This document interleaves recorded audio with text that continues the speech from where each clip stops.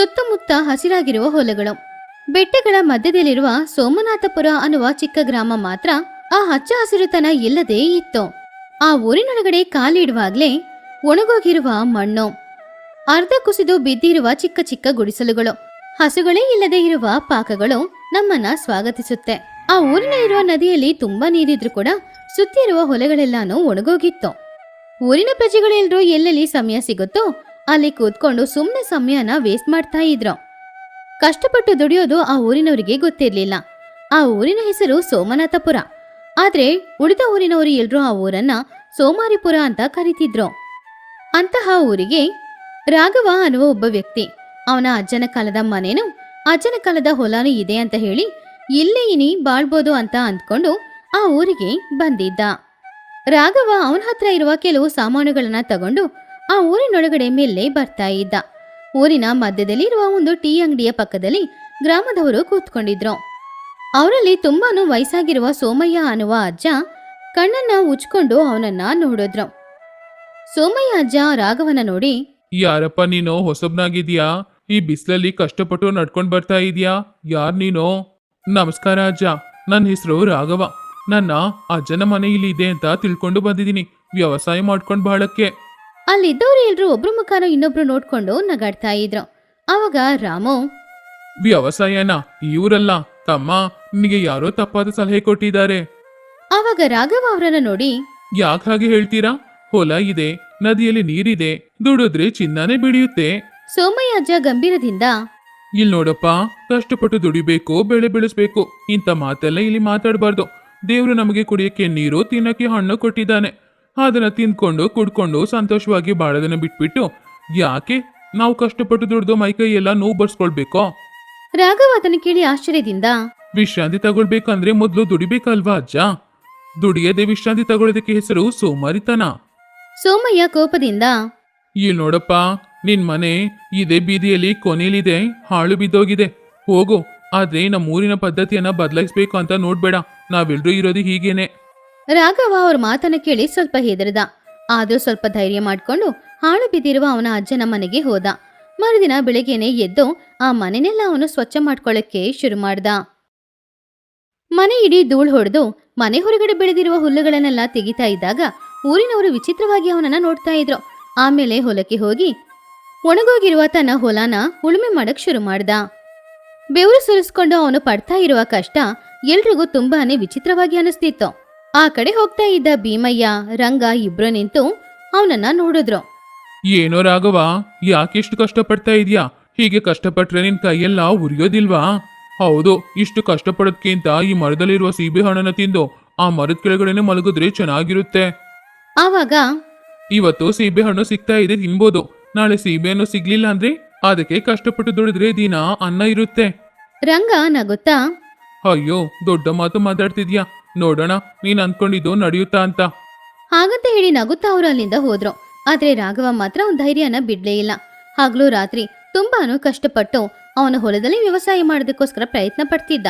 ನದಿ ನೀರಿಂದ ಒಂದು ಕಾಲುವೆ ತೋಡಿ ಅವನ ಹೊಲಕ್ಕೆ ನೀರ್ ಬಿಟ್ಟ, ಧಾನ್ಯಗಳನ್ನ ಹಾಕ್ತಾ. ಕೆಲವು ದಿನಗಳಲ್ಲಿ ಯಾರೂ ನೋಡದೇ ಇರುವ ಆಶ್ಚರ್ಯದ ವಿಷಯ ಅಲ್ಲಿ ನಡೆಯಿತು. ರಾಘವನ 1 ಎಕರ್ ಭೂಮಿಯಲ್ಲಿ ಹಚ್ಚ ಹಸಿರಾಗಿ ಚಿಗುರುಗಳು ಬರಕ್ಕೆ ಶುರುವಾಯಿತು. ಆ ವರ್ಷ ಸರಿಯಾಗಿ ಮಳೆ ಬರ್ಲಿಲ್ಲ. ಬಿಸಿಲು ತುಂಬಾ ಜಾಸ್ತಿ ಇತ್ತು. ನದಿ ನೀರು ಮೆಲ್ಲೆ ಮೆಲ್ಲೆ ಒಣಗೋಗ್ತಾ ಇತ್ತು. ಗ್ರಾಮದ ಪ್ರಜೆಗಳು ಯಾವಾಗ್ಲೂ ತಿಂತಾ ಇರುವ ಹಣ್ಣುಗಳು, ತರಕಾರಿಗಳು ಯಾವುದೂ ಸಿಗ್ಲೇ ಇಲ್ಲ. ಅವರ ಸೋಮಾರಿ ಜೀವನಕ್ಕೆ ಒಂದು ದೊಡ್ಡ ಅಡ್ಡಿನೇ ಬಂದಿತ್ತು. ಮೊದಲು ಅದನ್ನ ಸಾಧಾರಣವಾಗಿ ತಗೊಂಡ್ರು ಕೂಡ ದಿನಗಳು ಹೋಗ್ತಾ ಹೋಗ್ತಾ ಅವರೆಲ್ಲರೂ ಹಸುವಿಂದ ಕಷ್ಟಪಡ್ತಾ ಇದ್ರು. ಒಂದಿನ ಸಂಜೆ ಸಮಯ ಗ್ರಾಮದವರು ಎಲ್ರೂ ಒಟ್ಟಿಗೆ ಕೂಡಿ ಮಾತಾಡ್ತಾ ಇದ್ರು. ಅವರ ಮುಖದಲ್ಲಿ ಚಿಂತೆ ಸ್ಪಷ್ಟವಾಗಿ ಕಾಣಿಸ್ತಾ ಇತ್ತು. ಸೋಮಯ್ಯ, ಪರಿಸ್ಥಿತಿ ಸರಿಯಿಲ್ಲ. ನದಿಯಲ್ಲಿ ನೀರು ಕಡಿಮೆ ಆಗ್ತಾ ಇದೆ, ತಿನ್ನಕ್ಕೆ ಹಣ್ಣುಗಳು ಏನು ಸಿಗ್ತಾನೆ ಇಲ್ಲ, ಮಕ್ಕಳು ಹಸುವಿಂದ ಕಷ್ಟಪಡ್ತಿದ್ದಾರೆ. ಹೌದು, ಹೀಗೇನೆ ಸ್ವಲ್ಪ ದಿನ ಇದ್ರೆ ಹಸುವಿಂದ ಸಾಯ್ಬೇಕಾಗುತ್ತೆ. ಏನಾದ್ರೂ ಒಂದ್ ಮಾಡ್ಲೇಬೇಕು. ಆವಾಗ ಸೋಮಯ್ಯ ಅವ್ರ ಹತ್ರ, ಏನ್ ಮಾಡೋದು? ಆ ದೇವ್ರಿಗೆ ನಮ್ಮ ಮೇಲೆ ಕೋಪ, ನಮ್ ಕಷ್ಟ ಅನುಭವಿಸ್ಬೇಕಷ್ಟೇ. ಭೀಮಯ್ಯ ಕೋಪದಿಂದ, ಹಾಗಂತ ಕೂತ್ಕೊಂಡ್ರೆ ಹಸು ತೀರುತ್ತಾ? ಆ ರಾಘವನನ್ನ ನೋಡಿ, ದಿನ ಇಡೀ ಕಷ್ಟಪಟ್ಟು ಹೊಲದಲ್ಲಿ ದುಡಿತಾ ಇದ್ದಾನೆ, ಹೊಟ್ಟೆ ತುಂಬಾ ಊಟನೂ ಮಾಡ್ತಾ ಇದ್ದಾನೆ. ಹಾಗಂತ ಅವನು ಹೇಳಿದನ್ನ ಕೇಳಿ ಎಲ್ಲರ ದೃಷ್ಟಿನೂ ರಾಘವನ ಹೊಲದ ಮೇಲೆ ಹೋಯ್ತು. ರಾಘವ ತನ್ನ ಹೊಲದಲ್ಲಿರುವ ತರಕಾರಿಗಳನ್ನ ಕೊಯ್ತಾ ಇದ್ದ. ಅವನು ಸ್ವಲ್ಪ ಮುಂಚೆನೆ ಆಲೋಚನೆ ಮಾಡಿ ಅವನ ಹೊಲದಲ್ಲಿ ಒಂದು ಬಾವಿಯನ್ನ ತೋಡಿದ. ಆದ್ರಿಂದ ಅವನಿಗೆ ನೀರಿಗೆ ಯಾವುದೇ ಕಷ್ಟನೂ ಇಲ್ಲ. ಆವಾಗ ಸೋಮಯ್ಯ ಎಲ್ಲರ ಹತ್ರ, ಅವನೊಬ್ನೇ ಇದ್ದಾನೆ, ನಾವ್ ಇಷ್ಟ ಜನ ಇದ್ದೀವಿ, ಅವನತ್ರ ಹೋಗಿ ಬೇಡಿ ಕೇಳೋದ? ನಮ್ಮ ಊರಿನ ಗೌರವ ಏನಾಗೋದು? ಗೌರವನ? ಹಸುವಿಂದ ಸಾಯ್ತಾ ಇದೀವಿ, ಗೌರವನ ಇಟ್ಕೊಂಡು ಏನ್ ಮಾಡೋದು? ಅವನು ಒಳ್ಳೆಯವನು, ನೋಡಿದ್ರೆ ಸಹಾಯ ಮಾಡತಾರನೇ ಅನಿಸ್ತಾ ಇದೆ, ಬನ್ನಿ ಹೋಗಿ ಕೇಳೋಣ. ಎಲ್ರಿಗೂ ಇಷ್ಟನೇ ಇಲ್ಲ ಅಂದ್ರೂ ಕೂಡ ಬೇರೆ ದಾರಿ ಇಲ್ಲದೆ ಎಲ್ರೂ ಮೆಲ್ಲೆ ರಾಘವನ ಹೊಲಕ್ಕೆ ಹೋದ್ರು. ನಡೆಯಕ್ಕಾಗದೆ ತುಂಬಾನು ಸುಸ್ತಾಗಿ ಮೆಲ್ಲೆ ಮೆಲ್ಲೆ ನಡ್ಕೊಂಡು ಅವರೆಲ್ರೂ ರಾಘವನ ಹೊಲದ ಹತ್ತಿರ ಹೋಗಿ ನೋಡಿದಾಗ ರಾಘವನ ಹೊಲ ತುಂಬಾನು ಚೆನ್ನಾಗಿತ್ತು. ಅದೇ ರೀತಿ ರಾಘವ ಕೂಡ ತುಂಬಾನು ಆರೋಗ್ಯವಾಗಿ ಕಾಣಿಸ್ತಿದ್ದ. ಅವನನ್ನ ನೋಡಿ ಅಸೂಯೆ ಅವಮಾನ ಎರಡೂ ಬಂತು ಅವರೆಲ್ರಿಗೂ. ರಾಘವ ಅವರನ್ನ ನೋಡಿ ಕೆಲ್ಸನ ನಿಲ್ಸಿ ಬಂದ. ಅವಾಗ ರಾಘವ ಅವ್ರ ಹತ್ರ, ಏನಜ್ಜ, ಎಲ್ರೂ ಇಲ್ಲಿಗೆ ಬಂದಿದ್ದೀರಾ? ಏನಾದ್ರೂ ಸಮಸ್ಯೆನಾ? ಆವಾಗ ಸೋಮಯ್ಯ ಏನ್ ಹೇಳಿದು ಅಂತ ಗೊತ್ತಿಲ್ದೆ, ಏನಿಲ್ಲ ರಾಘವ, ಊರಲ್ಲಿ ಕುಡಿಯಕ್ಕೆ ನೀರಿಲ್ಲ, ತಿನ್ನಕ್ಕೆ ಆಹಾರ ಇಲ್ಲ, ಅದಕ್ಕೆ ನೀನ್ ಸ್ವಲ್ಪ. ಸೋಮಯ್ಯ ಹೇಳಿ ಮುಗ್ಸದ್ಕಿಂತ ಮುಂಚೆನೆ, ನನಗೆ ಅರ್ಥ ಆಯ್ತು, ನಿಮ್ಗೆ ಆಹಾರ ಬೇಕು ಅಷ್ಟೇ ತಾನೆ? ಅವ್ರೆಲ್ರೂ ಹೌದು ಅನ್ನೋ ತರ ತಲೆ ಅಲ್ಲಾಡ್ಸಿದ್ರು. ನಾನ್ ನಿಮ್ಗೆ ಆಹಾರ ಕೊಡ್ತೀನಿ, ಆದ್ರೆ ಒಂದು ಷರತ್ತು. ಷರತ್ತಾ? ಪ್ರಾಣ ಕಾಪಾಡಿ ಕೇಳಿದ್ರೆ ಷರತ್ತಾಗ್ತೀಯಾ? ಸರಿ, ಏನ್ ಷರತ್ತದು? ನಾನ್ ನಿಮ್ಮೆಲ್ರಿಗೂ ಮೀನ್ ಹಿಡಿದು ಹೇಗೆ ಅಂತ ಕಲಿಸ್ಕೊಡ್ತೀನಿ. ನೀವೆಲ್ರೂ ಮೀನ್ ಹಿಡ್ಕೊಳ್ಳಿ, ನಾನ್ ಹಿಡಿದು ಕೊಡಲ್ಲ. ಹಾಗೇನೆ ನಾನು ಹೊಲದಲ್ಲಿ ಬೆಳೆ ಬೇಕು ಅಂದ್ರೂ ಕೂಡ ನೀವು ನನಗೋಸ್ಕರ ಒಂದು ಕೆಲಸ ಮಾಡ್ಬೇಕು. ಸೋಮಯ್ಯ ಅನುಮಾನದಿಂದ, ಏನ್ ಕೆಲ್ಸ? ನಮ್ಮೂರಿಗೆ 2 ಮೈಲ್ ದೂರದಲ್ಲಿ ಒಂದು ನದಿ ಇದೆ. ನಾವೆಲ್ರೂ ಕಷ್ಟಪಟ್ಟು ದುಡಿದ್ರೆ ಆ ನದಿಯಿಂದ ಒಂದು ಕಾಲುವೆ ಮೂಲಕ ನಮ್ಮೂರಿಗೆ ನೀರ್ ತಗೊಂಡ್ ಬರ್ಬೋದು. ಹಾಗೆ ಮಾಡಿದ್ರೆ ಇಲ್ಲಿರುವ ನದಿ ಯಾವಾಗ್ಲೂ ಒಣಗೋಗಲ್ಲ, ಕೊಳದಲ್ಲೂ ನೀರಿರುತ್ತೆ, ವ್ಯವಸಾಯನೂ ಮಾಡ್ಕೊಳ್ಬೋದು. ಅದನ್ನ ಕೇಳಿ ಗ್ರಾಮದವರು ಎಲ್ರೂ ಕೂಡ ಬಾಯಿ ಮುಚ್ಕೊಂಡ್ರು. ಕೆಲ್ಸ ಮಾಡ್ಬೇಕು ಅಂತ ಶಬ್ದ ಕೇಳಿದ್ದು ಅವ್ರಿಗೆ ಇಷ್ಟ ಆಗ್ಲಿಲ್ಲ. ಕಾಲುವೆನಾ? ಅದು ತುಂಬಾ ಕಷ್ಟವಾದ ಕೆಲ್ಸ, ನಮ್ಮಿಂದ ಆಗಲ್ಲ. ಆವಾಗ ರಾಘವ, ಹಾಗಾದ್ರೆ ನನ್ನಿಂದಾನು ಏನು ಸಹಾಯ ಮಾಡಕ್ಕಾಗಲ್ಲ. ಇವತ್ ನಾನ್ ನಿಮ್ಗೆ ಆಹಾರ ಕೊಡ್ಬೋದು, ನಾಳೆ ಪುನಃ ನನ್ನ ಹತ್ರನೇ ಬರ್ತೀರಾ. ಅದಕ್ಕೆ ಬದ್ದು ನಾನು ಹೇಳಿದ ಕೆಲ್ಸನ ಮಾಡಿದ್ರೆ ಯಾರ ಹತ್ರನೂ ಬೇಡ್ಕೊಳ್ಬೇಕಾಗಿರೋ ಅವಶ್ಯಕತೆನೇ ಇರಲ್ಲ. ಯೋಚನೆ ಮಾಡ್ಕೊಳ್ಳಿ, ಹಸುವಿಂದ ಸಾಯ್ತೀರಾ ಇಲ್ಲ ನಾನು ಹೇಳಿದ ಹಾಗೆ ಕಷ್ಟಪಟ್ಟು ದುಡಿತೀರಾ? ಎಲ್ಲ ನಿಮ್ಮಿಷ್ಟ. ಹಾಗಂತ ಹೇಳಿ ರಾಘವ ಅವನ್ ಪಾಡಿಗೆ ಅವ್ನ್ ಕೆಲ್ಸ ಮಾಡಕ್ಕೆ ಶುರು ಮಾಡ್ದ. ಗ್ರಾಮದವರು ಎಲ್ರೂ ಮಾತಾಡ್ಕೊಳ್ತಾ ಇದ್ರು. ಅವ್ರ ಕಣ್ಮುಂದ್ಗಡೆ ಹಸುವಿಂದ ಒದ್ದಾಡ್ತಾ ಇದ್ದ ಅವರ ಕುಟುಂಬ ಬಂದು ಹೋಯಿತು. ರಾಘವ ಏನ್ ಹೇಳ್ತಾ ಇದ್ದಾನೆ ಅನ್ನೋದನ್ನ ಎಲ್ರೂ ಅರ್ಥ ಮಾಡ್ಕೊಂಡ್ರು. ಅವರಲ್ಲಿ ಮೊದ್ಲು ರಾಮು ರಾಘವ ಹೇಳಿದ ಕೆಲ್ಸ ಮಾಡಕ್ಕೆ ಸಿದ್ಧನಾದ. ಆಮೇಲೆ ಜೊತೆಗಿರುವವರು ಎಲ್ರೂ ಕೂಡ ಕೆಲ್ಸ ಮಾಡಕ್ಕೆ ಸಿದ್ಧರಾದ್ರು. ಕೊನೆಗೆ ಒಬ್ಬೊಬ್ರಾಗಿ ಕೆಲ್ಸ ಮಾಡಕ್ಕೆ ಒಂದೊಂದು ಆಯುಧಗಳನ್ನ ತೆಗಿತಾ ಇದ್ರು. ಸೋಮಯ್ಯ ಕೂಡ ಒಂದು ಆಯುಧನ ತಗೊಂಡು ನಾನು ಕೂಡ ಕೆಲಸ ಮಾಡ್ತೇನೆ ಅಂತ ಹೇಳಿದ್ರು. ಹಾಗೆ ಆ ದಿನ ಸೋಮನಾಥಪುರ ಚರಿತ್ರೆಯಲ್ಲಿ ಒಂದು ಹೊಸ ಅಧ್ಯಾಯ ಶುರುವಾಯಿತು. ಮರುದಿನ ಬೆಳಗ್ಗೆ ರಾಘವ ಎಲ್ರಿಗೂ ಏನ್ ಕೆಲ್ಸ ಅಂತ ಹೇಳ್ದ. ಎಲ್ರೂ ಕಾಲುವೆ ತೋಡಕ್ಕೆ ಶುರು ಮಾಡಿದ್ರು. ರಾಮು ಅವನ ಬೆವರನ್ನ ಒರೆಸ್ಕೊಂಡು, ಹಬ್ಬ, ಇಷ್ಟು ಕಷ್ಟವಾದ ಕೆಲಸ ನನ್ನ ಜೀವನದಲ್ಲಿ ಮಾಡಿಲ್ಲ, ಆದ್ರೆ ಸಂತೋಷನ ಆಗ್ತಿದೆ. ರಂಗ ಕೂಡ ನಗುತ್ತಾ, ಹೌದು, ಒಂದು ಒಳ್ಳೆ ಕೆಲಸ ಮಾಡ್ತಾ ಇದೀವಿ ಅನ್ನುವ ತೃಪ್ತಿಯೂ ಇದೆ. ರಾಘವ ಅವರನ್ನ ನೋಡಿ ಉತ್ಸಾಹದಿಂದ, ಚೆನ್ನಾಗಿ ಕೆಲಸ ಮಾಡ್ತಾ ಇದ್ದಾರೆ, ಬೇಗನೆ ಎಲ್ಲ ಕೆಲಸನೂ ಮುಗಿಸ್ಬಿಡ್ತಾರೋ ಏನೋ. ಕೆಲಸ ಮಾಡೋರಿಗೆ ರಾಘವ ಅವನ ಹೊಲದಲ್ಲಿ ಬೆಳೆದಿರುವ ತರಕಾರಿಗಳಿಂದ ಆಹಾರ ಬಡಿಸಿ ಕೊಡ್ತಾ ಇದ್ದ. ಕಷ್ಟಪಟ್ಟು ಕೆಲಸ ಮಾಡಿ ಎಲ್ರೂ ಅನ್ನ ತಿನ್ನುವಾಗ ಅದ್ರ ರುಚಿ ಅವ್ರೆಲ್ರಿಗೂ ತುಂಬಾನೇ ಇಷ್ಟ ಆಯ್ತು. ದಿನಗಳು ಹೋಗ್ತಾ ಇತ್ತು. ಅವರಲ್ಲಿರುವ ಸೋಮಾರಿತನ ಹೋಗಿ ಚುರುಕುತನ ಬಂತು. ಒಬ್ರಿಗಿನ್ನೊಬ್ರು ಸಹಾಯ ಮಾಡ್ಕೊಳ್ಳಿಕ್ಕೆ ಶುರು ಮಾಡಿದ್ರು. 10ನೇ ದಿನ ಸಂಜೆ ಸಮಯ ಕಾಲುವೆ ನಿರ್ಮಾಣನೂ ಪೂರ್ತಿಯಾಯಿತು. ಸೋಮಯ್ಯ ಸಂತೋಷದಿಂದ, ರಾಘವ, ನೀನೇ ಇದೆಲ್ಲದಕ್ಕೂ ಕಾರಣ. ಕೆಲಸ ಮಾಡೋದ್ರಲ್ಲಿ ಏನ್ ಸಂತೋಷ ಇದೆ ಅಂತ ಇವಾಗ ನಮ್ಗೆ ಗೊತ್ತಾಯ್ತು.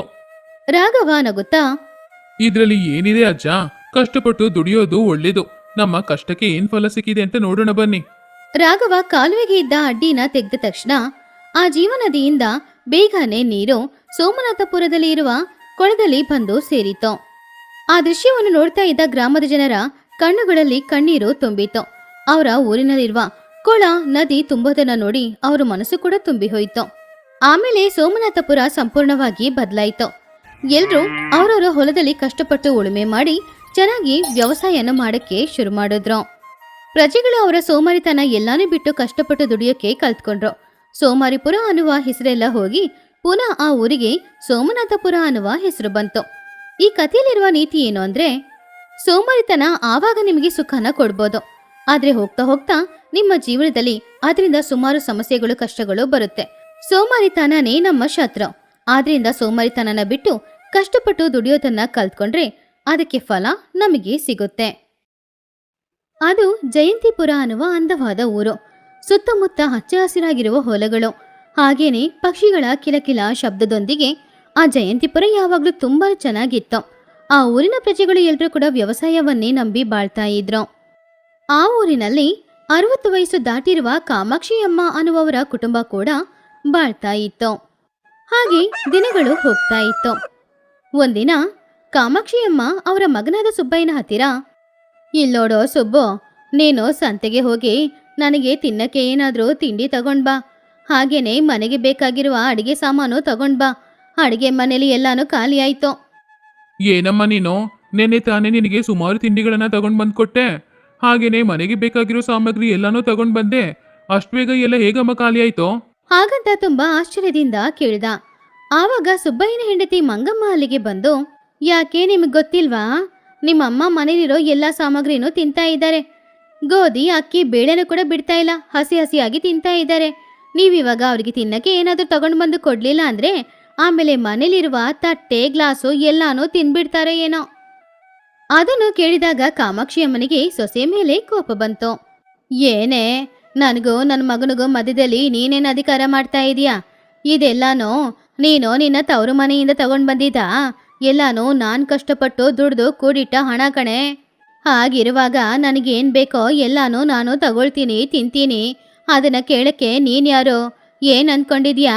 ನನ್ನ ಮಗನ ಹತ್ರ ನಾನು ಮನೇಲಿರೋ ಎಲ್ಲಾನು ತಿಂತಾ ಇದ್ದೀನಿ ಅಂತ ಚಾಡಿ ಹೇಳಿಕೊಟ್ಟು ಇಬ್ರನ್ನ ಬೇರೆ ಮಾಡ್ಬೇಕಂತ ಅನ್ಕೊಂಡಿದ್ಯಾ? ಅಯ್ಯೋ ಅತ್ತೆ, ನಾನ್ ನಿಮ್ ಬಗ್ಗೆ ಹಾಗೆ ಹೇಳಲಿಲ್ಲ. ಆದ್ರೆ ನೀವೇ ಇವಾಗ ನಿಮ್ ಬಾಯಿಂದ ನೀವ್ ಯಾರು ಅಂತ ಹೇಳಿದೀರಾ. ಇಲ್ಲಿ ನೋಡ್ರಿ, ನಿಮ್ಮ ಅಮ್ಮ ಏನ್ ಕೇಳಿದ್ರು ತಗೊಂಡ್ ಬಂದ್ ಕೊಡಿ. ಹಾಗಿಲ್ಲ ಅಂದ್ರೆ ನಿಮ್ಮ ಹತ್ರ ನಾನು ಚಾಡಿ ಹೇಳಿದ್ರಿಂದಾನೇ ನೀವು ಏನೂ ತಗೊಂಡ್ ಬರ್ಲಿಲ್ಲ ಅಂತ ನನ್ನ ಹತ್ರ ಜಗಳಕ್ ಬರ್ತಾರೆ ಇವರು. ಇಲ್ಲಿ ನೋಡೆ, ನಾನೇನೋ ದೊಡ್ಡ ತಿಂಡಿ ಪೋತಿ ಏನಲ್ಲ. ನಾನು ನೋಡಕ್ಕೆ ಎಷ್ಟು ಸಪೂರವಾಗಿದ್ದೀನಿ. ನಾನು ಎಲ್ಲಾನು ನೀನು ಹೇಳೋ ಹಾಗೆ ತಿಂದಿದ್ದಿದ್ರೆ ನಿಂತರ ನೋಡಕ್ಕೆ ಒಳ್ಳೆ ಡ್ರಮ್ ಥರ ಇರ್ತಿದ್ದೆ ಅಲ್ವಾ? ಅಯ್ಯೋ ಅತ್ತೆ, ನೀವು ಎಷ್ಟು ತಿಂದ್ರೂ ದಪ್ಪ ಆಗ್ತಾ ಇಲ್ಲ. ನಾನು ಸ್ವಲ್ಪ ತಿಂದ್ರೂ ದಪ್ಪ ಆಗ್ತಾ ಇದ್ದೀನಿ. ಆದರೆ ನೀವು ಒಂದು ಹೊತ್ತಿಗೆ ತಿನ್ನೋ ಆಹಾರನ ಈ ಊರಿಗೆ 3 ಹೊತ್ತಿಗೆ ಹಾಕ್ಬೋದು, ಅಷ್ಟು ತಿಂತೀರಾ ನೀವು. ಆದರೆ ದೇವರು ನಿಮಗೆ ಕೊಟ್ಟಿರುವ ವರ ಏನು ಗೊತ್ತಾ? ನೀವು ಎಷ್ಟೇ ತಿಂದ್ರೂ ಯಾವಾಗಲೂ ಸಪೂರವಾಗಿನೇ ಇರ್ತೀರಾ. ಅಯ್ಯೋ ಅಯ್ಯೋ ಅಯ್ಯೋ, ನನ್ನನ್ನು ಏನೇನು ಹೇಳ್ತಾ ಇದ್ದಾಳೆ ಇವಳು. ಏನೋ ಇದೋ, ಅವಳು ನನ್ನನ್ನು ಅನ್ಬಾರ್ದು ಅಂತ ಇದ್ದಾಳೆ. ನೀನು ನೋಡಿದ್ರೆ ನಿಂತ್ಕೊಂಡು ಗೊಂಬೆ ಥರ ನೋಡ್ತಾ ಇದೀಯಾ? ಅವಳ ಮಾತಿಗೆ ಒಂದು ಮಾತಾದರೂ ಹೇಳ್ತಿದ್ಯಾ ನೀನು? ಹಾಂ, ಹೇಳಿ ಹೇಳಿ, ನಿಮ್ಮ ಮಗನ ಹತ್ರ ಚಾಡಿ ಹೇಳಿ ನನ್ನ ಬಗ್ಗೆ. ಹಾಗೆ ಅವ್ರು ನನ್ನನ್ನು ಹೊಡಿಲಿ. ನಿಮ್ಮ ಥರ ಅತ್ತೆ ಅಂತೂ ಯಾರಿಗೂ ಸಿಗಲೇಬಾರ್ದು. ಮೊದಲು ನನ್ನ ಗಂಡ ಸರಿ ಇದ್ರೆ ತಾನೇ ಅವರಮ್ಮ ನನ್ನ ಬಗ್ಗೆ ಇಷ್ಟೆಲ್ಲ ಮಾತಾಡ್ತಾ ಇದ್ದಾರೆ. ಒಂದು ಮಾತು ಕೂಡ ಅವರಮ್ಮನ ಹೇಳಿದೆ ಹೀಗೆ ಗೊಂಬೆ ಥರ ನಿಂತ್ಕೊಂಡು ನೋಡ್ತಿದ್ದಾರೆ ನೋಡಿ. ಹಾಗಂತ ತನ್ನ ಗಂಡನನ್ನ ಬೈದ್ಲು. ಆವಾಗ ಸುಬ್ಬಯ್ಯ ಮೇಲೆ ನಗುತ್ತಾ, ನಾನ್ ಏನ್ ಮಾಡ್ದೆ ಅಂತ ನೀವಿಬ್ರು ಇವಾಗ ನನ್ನನ್ನು ಹಿಡ್ಕೊಂಡಿದ್ದೀರಾ? ಇನ್ನು ಸ್ವಲ್ಪ ಹೊತ್ತು ನಾನು ಈ ಮನೇಲಿದ್ರೆ ಆಮೇಲೆ ನನಗೆ ಹುಚ್ಚಿಡಿದ್ರು ಹಿಡಿಯುತ್ತೇನೋ. ಹಾಗಂತ ಹೇಳಿ ಸುಬ್ಬಯ್ಯ ಮನೆಯಿಂದ ಹೊರಗಡೆ ಹೋದ. ಅತ್ತೆ ಸೊಸೆ ಇಬ್ರು ಸ್ವಲ್ಪ ಹೊತ್ತು ಜಗಳ ಮಾಡ್ಕೊಂಡು ಆಮೇಲೆ ಅವ್ರವ್ರ ಕೆಲಸ ಮಾಡ್ಕೊಳ್ಳೋದಕ್ಕೋಸ್ಕರ ಹೋದ್ರು. ಹೀಗೆ ದಿನಗಳು ಹೋಗ್ತಾ ಇತ್ತು. ಒಂದಿನ ಮಂಗಮ್ಮ ಮನೆ ಕೆಲಸ ಎಲ್ಲಾನು ಮಾಡಿ ಸ್ವಲ್ಪ ವಿಶ್ರಾಂತಿ ತಗೊಳ್ಳೋಣ ಅಂತ ಮಂಚದಲ್ಲಿ ಮಲಗಿದ್ಲು. ಸ್ವಲ್ಪ ಸಮಯದ ನಂತರ ಸುಬ್ಬಯ್ಯ ಮನೆಗೆ ಬಂದು ಮಂಗಮ್ಮನ ಹತ್ತಿರ, ಮಂಗಮ್ಮ, ಬೇಗ ನನಗೆ ಊಟ ಹಾಕೆ. ಯಾಕೋ ಇವತ್ತು ತುಂಬಾ ಹಸುವಾಗ್ತಾ ಇದೆ. ಹೌದು, ಏನ್ ಸಾರು ಮಾಡ್ದೆ? ಅದನ್ನು ಕೇಳಿದ ಕಾಮಾಕ್ಷಿ ಈ ಅವಕಾಶನ ಉಪಯೋಗ ಮಾಡ್ಕೊಂಡು ಮಗನಿಗೂ ಸೊಸೆಗೂ ಜಗಳ ಬರ್ಲಿ ಅಂತ, ಅವಳೆಲ್ಲೋ ಅಡಿಗೆ ಮಾಡಿದ್ಲೋ? ಬೆಳಿಗ್ಗೆ ನೀನು ಆ ಕಡೆ ಹೊಲಕ್ಕೆ ಹೋದ್ಯೋ ಇಲ್ವೋ? ಮಂಚದಲ್ಲಿ ಹತ್ತಿ ಮಲಗ್ದವಳು ಇನ್ನೂ ಎದ್ದೇಳಲೇ ಇಲ್ಲ. ಇದ್ರಲ್ಲಿ ಅಡಿಗೆ ಹೇಗೆ ಮಾಡ್ತಾಳೆ? ಅದಕ್ಕೆ ನಾನೇ ನಿನಗೋಸ್ಕರ ಅಡಿಗೆ ಮಾಡಿಟ್ಟಿದ್ದೀನಿ ಬಾ. ಏನಮ್ಮ, ಏನ್ ಹೇಳ್ತಾ ಇದೀಯ ನೀನು? ಸೊಸೆ ಅವಳಿರುವಾಗ ನೀನ್ ಯಾಕಮ್ಮ ಕಷ್ಟಪಟ್ಟು ಮನೆ ಕೆಲಸ ಎಲ್ಲ ಮಾಡ್ಬೇಕು? ಅತ್ತೆ ಮಾಡೋದನ್ನು ನೋಡಿ ಕೂತ್ಕೊಂಡಿದ್ದಾಳೆ ಇವಳು. ಹಾಗಂತ ಸುಬ್ಬಯ್ಯ ಕೋಪದಿಂದ ನಿದ್ರೆ ಮಾಡ್ತಾ ಇದ್ದ ಮಂಗಮ್ಮನನ್ನ ಎಬ್ಬಸ್ತ. ತಕ್ಷಣ ಮಂಗಮ್ಮ ನಿದ್ರೆಯಿಂದ ಬೆಚ್ಚಿ ಬಿದ್ದು ಎದ್ದೇಳಿದ್ಲು. ರೀ, ಯಾವಾಗ ಬಂದ್ರಿ? ನಾನ್ ನೋಡ್ಲೇ ಇಲ್ಲ. ಸರಿ ಬನ್ನಿ ಕೂತ್ಕೊಳ್ಳಿ, ನಿಮ್ಗೆ ಇಷ್ಟವಾದ ಸಾರು ಮಾಡಿದ್ದೀನಿ, ಹಾಕ್ತೀನಿ ಬನ್ನಿ. ಅದನ್ನು ಕೇಳಿದ ಸುಬ್ಬಯ್ಯ ಮಂಗಮ್ಮನ ಮೇಲೆ ಕೋಪದಿಂದ, ನಿನಗೆ ಎಷ್ಟು ಅಹಂಕಾರ ಇದ್ದಿದ್ರೆ ನಮ್ಮಮ್ಮ ಕಷ್ಟಪಟ್ಟು ಅಡಿಗೆ ಮಾಡಿದ್ರೆ ಅದನ್ನ ನೀನ್ ಮಾಡಿದ್ದು ಅಂತ ಹೇಳ್ತಾ ಇದೀಯಾ? ಹಾಗಂತ ಹೆಂಡತಿಯನ್ನ ಬಾಯಿಗೆ ಬಂದ ಹಾಗೆ ಬೈದು ಅವನು ಹೊರಗಡೆ ಹೋದ. ಆವಾಗ ಮಂಗಮ್ಮ ಅತ್ತೆಯ ಹತ್ತಿರ, ಅತ್ತೆ, ನಾನ್ ಕಷ್ಟಪಟ್ಟು ಅಡಿಗೆ ಮಾಡಿದ್ರೆ ಎಲ್ಲಾನು ನೀವು ಮಾಡಿದ್ದು ಅಂತ ನನ್ ಗಂಡನ ಹತ್ರ ಚಾಡಿ ಹೇಳಿ ನನ್ನನ್ನ ಬಯಸ್ತೀರಾ? ನೋಡಿ ನಾನ್ ಏನ್ ಮಾಡ್ತೀನಂತ. ಯಾವತ್ತಾದ್ರೂ ಒಂದಿನ ನೀವು ನನ್ನ ಹತ್ರ ಸಿಕ್ಕಾಕೊಳ್ತೀರಲ್ವಾ, ಆವಾಗ ಇಟ್ಕೊಳ್ತೀನಿ ನಿಮ್ಮನ್ನ. ಹೋಗೆ ಹೋಗೆ, ನಿನ್ನಂಥವ್ರನ್ನ ನನ್ನ ಅನುಭವದಲ್ಲಿ ನಾನು ಎಷ್ಟು ಜನನ ನೋಡಿದ್ದೀನಿ. ನೀನು ಏನು ಅಂದ್ಕೊಂಡ್ರು ಕೂಡ ನಿನ್ನ ಹತ್ರ ಸಿಕ್ಕಾಕೊಳ್ಳಲ್ಲ. ನಿನ್ನಿಂದ ನನ್ನನ್ನು ಏನೂ ಮಾಡೋಕ್ಕಾಗಲ್ಲ. ನಾನು ಯಾವಾಗಲೂ ಇದೇ ರೀತಿ ನನ್ನ ಮಗನ ಹತ್ರ ಚಾಡಿ ಹೇಳ್ತೀನಿ. ನೋಡೋಣತ್ತೆ, ನೋಡೋಣ. ನಿಮ್ಮ ಮಗ ನನ್ನನ್ನು ಇವತ್ತು ಬೈದ್ರಲ್ಲ, ಅದೇ ರೀತಿ ನಿಮ್ಮನ್ನ ಬೈತಾರೆ. ಇಲ್ಲಾಂದ್ರೆ ನನ್ನ ಹೆಸರನ್ನ ನಾನು ಬದಲಾಯಿಸ್ಕೊಳ್ತೀನಿ.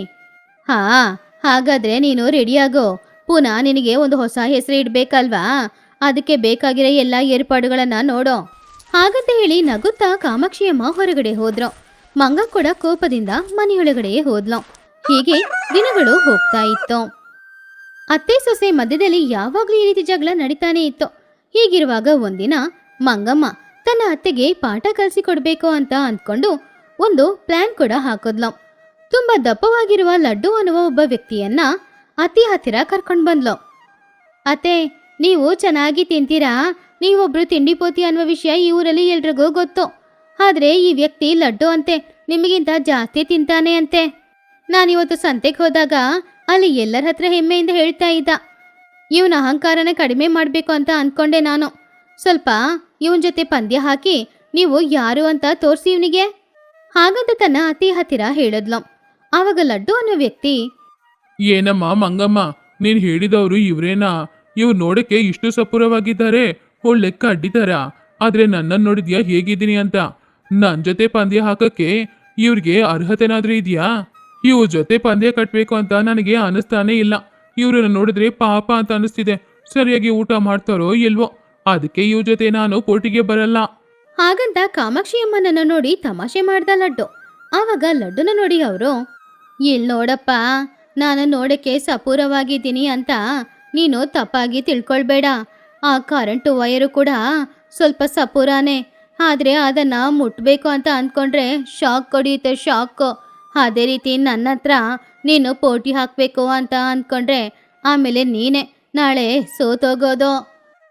ಸರಿ ಸರಿ, ನಿಮಗೆ ಇಷ್ಟು ಧೈರ್ಯ ಇದೆ ಅಂದ್ರೆ ನಾನ್ಯಾಕೆ ಪಂದ್ಯ ಬೇಡ ಅಂತ ಹೇಳ್ಬೇಕು? ನಾವಿಬ್ರು ಇವಾಗ್ಲೇ ಪೋಟಿನ ಶುರು ಮಾಡ್ಕೊಳ್ಳೋಣ. ನಾನು ಪಂದ್ಯದಲ್ಲಿ ಗೆದ್ರೆ ನಿಮ್ಮ ಆಸ್ತಿ ಎಲ್ಲಾನು ನನಗೆ ಕೊಡ್ಬೇಕು. ಒಂದ್ ವೇಳೆ ನೀವು ಗೆದ್ರೆ ನನ್ನ ಆಸ್ತಿನ ನಿಮಗೆ ಕೊಡ್ತೀನಿ, ಸರಿನಾ? ಅದನ್ನು ಕೇಳಿದ ಮಂಗಮ್ಮನಿಗೆ ಹೃದಯ ಒಂದ್ ನಿಮಿಷ ನಿಂತೇ ಹೋಯ್ತು. ಒಂದ್ ವೇಳೆ ಈ ಸ್ಪರ್ಧೆಯಲ್ಲಿ ತನ್ನ ಅತ್ತೆ ಸೋತೋದ್ರೆ ಎಲ್ಲಾ ಆಸ್ತಿಗಳನ್ನ ಲಡ್ಡುಗೆ ಕೊಡ್ಬೇಕಾಗಿ ಬರುತ್ತೆ ಏನೋ ಅಂತ ಅಂದ್ಕೊಂಡು ಅವಳ ಅತ್ತೆ ಹತ್ರ ಬೇಡ ಅಂತ ಹೇಳಿದ್ಲು. ಆದ್ರೆ ಕಾಮಾಕ್ಷಿಯಮ್ಮ, ಈ ಹುಡುಗನಿಗೆ ನಾನು ಯಾರು ಅಂತ ತೋರಿಸ್ಬೇಕು. ನಾನು ಖಂಡಿತ ಈ ಸ್ಪರ್ಧೆಯಲ್ಲಿ ಗೆದ್ದೇ ಗೆಲ್ತೀನಿ. ಆವಾಗ ಅವನ ಆಸ್ತಿ ನನಗ್ ಸ್ವಂತ ಆಗುತ್ತೆ. ಅದನ್ನು ಕೇಳಿದ ಮಂಗಮ್ಮನಿಗೆ ಒಂದ್ ಕಡೆ ಸ್ಪರ್ಧೆಯಲ್ಲಿ ಅತ್ತೆ ಗೆದ್ರೆ ಅವನ ಆಸ್ತಿ ನಮಗ್ ಸ್ವಂತ ಆಗುತ್ತೆ ಅನ್ನುವ ಸಂತೋಷ, ಇನ್ನೊಂದ್ ಕಡೆ ಸೋತೋದ್ರೆ ಆಸ್ತಿ ಹೋಗುತ್ತೆ ಅಲ್ವಾ ಅನ್ನುವ ದುಃಖ. ಇದೆಲ್ಲಾನು ನೋಡಿ, ಅತ್ತೆ, ನೀವು ಈ ಸ್ಪರ್ಧೆಯಲ್ಲಿ ಸೋತೋದ್ರೆ ನಮ್ಮ ಆಸ್ತಿ ಎಲ್ಲಾನು ಅವನಿಗೆ ಸ್ವಂತ ಆಗುತ್ತೆ. ಆಮೇಲೆ ನಾನು ಹೇಳಿದ ಮಾತೆ ನೀವು ಕೇಳಬೇಕಾಗುತ್ತೆ. ಈ ಮನೆ ಅಧಿಕಾರ ಎಲ್ಲ ಆಮೇಲೆ ನಂದೇ. ನಿಮ್ಮ ಸೊಂಟದಲ್ಲಿರುವ ಈ ಮನೆಕೀನ ನೀವು ನನಗೆ ಕೊಡಬೇಕಾಗುತ್ತೆ. ನಾನು ಹೇಳಿದ ಹಾಗೆ ನೀವು ನಡ್ಕೊಳ್ಬೇಕಾಗುತ್ತೆ. ಈ ಷರತ್ತಿಗೆ ಸರಿ ಅಂದ್ರೆ ನಾನು ಸರಿ ಅಂತೀನಿ. ಇಲ್ಲಿ ನೋಡೆ ಮಂಗಮ್ಮ, ನನ್ನ ಮೇಲೇನೋ ನನ್ನ ಹೊಟ್ಟೆ ಮೇಲೇನೋ ನನಗೆ ನಂಬಿಕೆ ಇದೆ. ಏನೇ ಆಗಲಿ, ಪ್ರಪಂಚನೇ ನಾಶ ಆಗಲಿ, ನಾನಂತೂ ಇದರಲ್ಲಿ ಗೆದ್ದೇ ಗೆಲ್ತೀನಿ. ಒಂದು ವೇಳೆ ನೀನು ಹೇಳಿದಾಗೆ ನಾನು ಈ ಸ್ಪರ್ಧೆಯಲ್ಲಿ ಸೋತದೆ ಅಂತ ಇಟ್ಕೋ, ನನ್ನ ಮನೆ ಕೀನ ನಿನಗೆ ಕೊಡ್ತೀನಿ. ಅದು ಮಾತ್ರ ಅಲ್ಲ, ಈ ಮನೆ ಅಧಿಕಾರ ಎಲ್ಲಾನೋ ನಿನ್ನ ಹತ್ರನೇ ಒಪ್ಪಿಸ್ತೀನಿ. ಹಾಗಂತ ಸೊಸೆಗೆ ಮಾತು ಕೊಟ್ರು. ಆವಾಗ ಮಂಗಮ್ಮ ಅವನ ಮನಸ್ಸಲ್ಲಿ ಈ ರೀತಿ ಅಂದ್ಕೊಂಡ್ಲು, ಇವಾಗ ನಾನು ದೇವ್ರ ಹತ್ರ ಏನು ಅಂತ ಬೇಡ್ಕೊಳ್ಳೋದು? ನಮ್ಮ ಮತ್ತೆ ಸೋತೋದ್ರೆ ಮನೆ ಅಧಿಕಾರ ಎಲ್ಲ ನನಗೆ ಸ್ವಂತ ಆಗುತ್ತೆ. ಒಂದು ವೇಳೆ ಗೆದ್ರೆ ಇವನ ಆಸ್ತಿನೂ ನಮಗೆ ಸ್ವಂತ ಆಗುತ್ತೆ. ಅಯ್ಯೋ, ನಾನೊಬ್ಳು ದೊಡ್ಡ ಹುಚ್ಚಿ ಅಲ್ವಾ? ನಮ್ಮ ಮತ್ತೆ ಸೋತ್ರೆ ನಾನು ಅಧಿಕಾರ ಮಾಡೋಕ್ಕೆ ಮನೆಯಲ್ಲಿರುತ್ತೆ. ಆಮೇಲೆ ಹೇಗೆ ಅಧಿಕಾರ ಮಾಡೋದು? ಮನೆ ಅವನಿಗೆ ಸ್ವಂತ ಆಗುತ್ತೆ ಅಲ್ವಾ? ಹಾಗಂತ ಸ್ವಲ್ಪ ಹೊತ್ತು ಯೋಚನೆ ಮಾಡಿ ಅತ್ತೇನೆ ಗೆಲ್ಬೇಕು ಅಂತ ಮನಸ್ಫೂರ್ತಿಯಾಗಿ ದೇವ್ರ ಹತ್ರ ಬೇಡ್ಕೊಂಡ್ಲು. ಹಾಗೆ ಸ್ವಲ್ಪ ಸಮಯದ ನಂತರ ಆ ಊರಿನ ಪ್ರಜೆಗಳ ಮುಂದೆ ಲಡ್ಡು ಹಾಗೂ ಕಾಮಾಕ್ಷಿಯಮ್ಮ ಇಬ್ರು ಕೂಡ ಪೋಟಿ ಹಾಕಕ್ ಶುರು ಮಾಡಿದ್ರು. ಆವಾಗ ಅದನ್ನು ನೋಡ್ತಾ ಇದ್ದ ಪ್ರಜೆಗಳು, ದಪ್ಪವಾಗಿರುವ ಲಡ್ಡುನೇ ಈ ಸ್ಪರ್ಧೆಯಲ್ಲಿ ಖಂಡಿತ ಗೆಲ್ತಾನೆ, ಆದ್ರೆ ಕಾಮಾಕ್ಷಿಯಮ್ಮ ನೋಡಕ್ಕೆ ಸಪೂರವಾಗಿದ್ದಾರೆ, ಅವರಿಂದ ಜಾಸ್ತಿ ತಿನ್ನಕ್ಕಾಗಲ್ಲ, ಆದ್ರಿಂದ ಲಡ್ಡು ಗೆಲ್ತಾನೆ ಅಂತ ಹೇಳ್ತಾ ಇದ್ರು. ಆದ್ರೆ ಎಲ್ರೂ ಅನ್ಕೊಂಡ ಹಾಗೆ ಅಲ್ಲ. ಕಾಮಾಕ್ಷಿ ಅಮ್ಮನ ಸೋಲ್ಸಕ್ಕೆ ಲಡ್ಡುಯಿಂದ ಆಗ್ಲಿಲ್ಲ. ಕಾಮಾಕ್ಷಿ ಅಮ್ಮ ಅವನಿಗಿಂತ ಜಾಸ್ತಿ ತಿಂದು ಸ್ಪರ್ಧೆಯಲ್ಲಿ ಗೆದ್ರು. ಅದನ್ನು ನೋಡ್ತಾ ಇದ್ದ ಊರಿನ ಪ್ರಜೆಗಳು ಎಲ್ರೂ ಕೂಡ ಆಶ್ಚರ್ಯಪಟ್ರು. ಲಡ್ಡು ಮಾತ್ ಕೊಟ್ಟ ಹಾಗೇನೆ ಅವನ ಆಸ್ತಿಗಳನ್ನ ಕಾಮಾಕ್ಷಿ ಅಮ್ಮನಿಗೆ ಬರೆದು ಕೊಟ್ಟ. ಸ್ಪರ್ಧೆ ಎಲ್ಲಾನು ಮುಗಿದ್ಮೇಲೆ ಎಲ್ರೂ ಅಲ್ಲಿಂದ ಅವ್ರವ್ರ ಮನೆಗೆ ಹೋದ್ರು. ದಿನಗಳು ಹೋಗ್ತಾ ಇತ್ತು. ಕೆಲವು ದಿನಗಳ ನಂತರ ಕಾಮಾಕ್ಷಿ ಅಮ್ಮ ಮಂಗಮ್ಮನ ಹತ್ತಿರ, ಮಂಗಮ್ಮ, ನೀನು ಒಳ್ಳೆ ಸೊಸೆ ಕಣೆ. ನಾನು ನಿನಗೆ ಎಷ್ಟೇ ಕಷ್ಟ ಕೊಟ್ಟರು ನೀನು ನನಗೆ ಯಾವುದೇ ಕಷ್ಟನೂ ಕೊಟ್ಟಿದ್ದಿಲ್ಲ. ಅದು ಅಲ್ಲದೆ ನಾನು ಎಷ್ಟೇ ತಿಂದರೂ ಕೂಡ ನೀನು ನನಗೋಸ್ಕರ ಅಡುಗೆ ಮಾಡಿ ಇಡ್ತಾ ಇದ್ದೆ.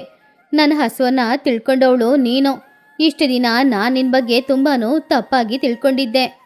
ಏನತ್ತೆ ನೀವು ಹೀಗೆ ಹೇಳ್ತಾ ಇದ್ದೀರಾ?